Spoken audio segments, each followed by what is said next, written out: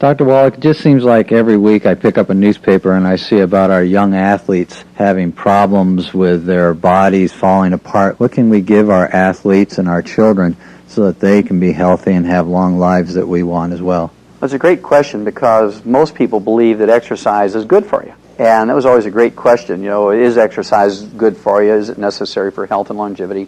And when you inspect this question, you have to look at professional athletes who spend most of their teenage years and going through university and the semi-pros and the pros training and practicing and doing their events. And if exercise was the factor in living a long, healthful life, athletes should live longer than couch potatoes. But when you look at this critically, couch potatoes in America live to be 75.5, and the average athlete, depending on the sport and their level of competence, live to be 62 to 68, far short of what a couch potato lives to be. And of course, athletes suffer from a great many joint diseases and bone injuries and tendons and ligaments, back, neck, shoulders, ankles, knees, and hips, and have to suffer through an enormous amount of surgeries to deal with this. And athletes develop some 800 different diseases.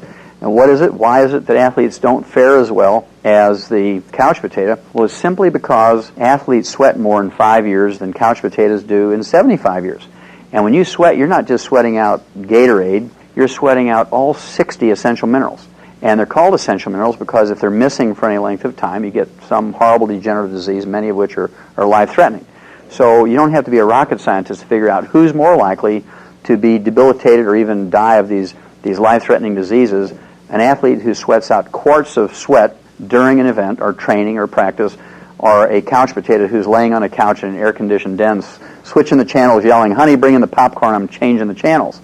And this is very serious because the Center for Disease Control says that as many as 100,000 young athletes under the age of 30, 100,000 each year die suddenly during an event or training or exercise or immediately after an event from cardiomyopathy, heart disease, and ruptured aneurysm. And we know that cardiomyopathy, heart disease, is due to a selenium deficiency, and ruptured aneurysms is due to a copper deficiency. So you can begin to put two and two together. Why does a 10-year-old die of a ruptured aneurysm? Well, he sweat out all of his copper, and you can't get copper from curly French fries and Pepsis. It just doesn't work.